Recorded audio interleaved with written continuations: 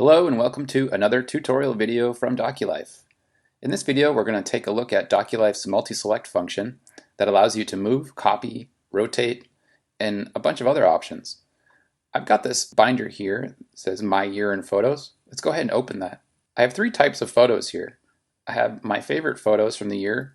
I've got some gear photos that I've shot and then some on-location photos as well. And I'd like to put these in individual sections on this page, but I've already uploaded these.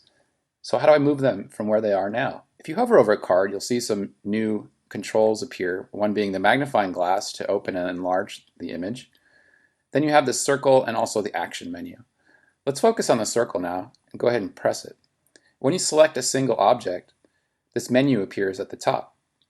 We have move, copy, add to album, rotate left, rotate right, download, hide, delete, or close. Closing the menu deselects everything you have selected. Let's go ahead and select all of my favorite photos from this year, and then we'll see how we can move them down into a section. All right, there we go. So I've got these two sections down at the bottom that I've created, one called My Favorites that I want to move these into, another one called On Location. So let's click the Move button.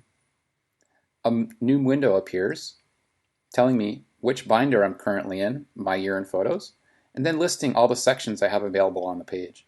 So I'm going to select the section, My Favorites. Go ahead and click and you'll see the green check mark appear.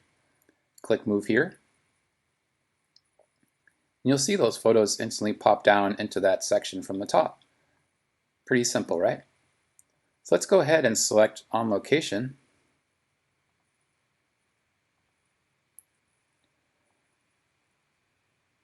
Select the section On Location and move those down as well. Now I noticed that the kitten photo was rotated incorrectly, so let's go ahead and select that. And then we're going to rotate that right. Oh, that looks better. Then we'll close. Very cool. Now I'm left with gear photos at the top. I'm going to select each one of these and click Move.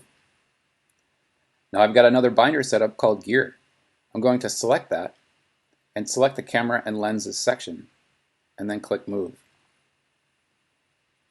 Pop over to there and you can see them instantly pop right in. Going back to here and you can see they're not here anymore. Fantastic, right? Now we're left with one last final photo.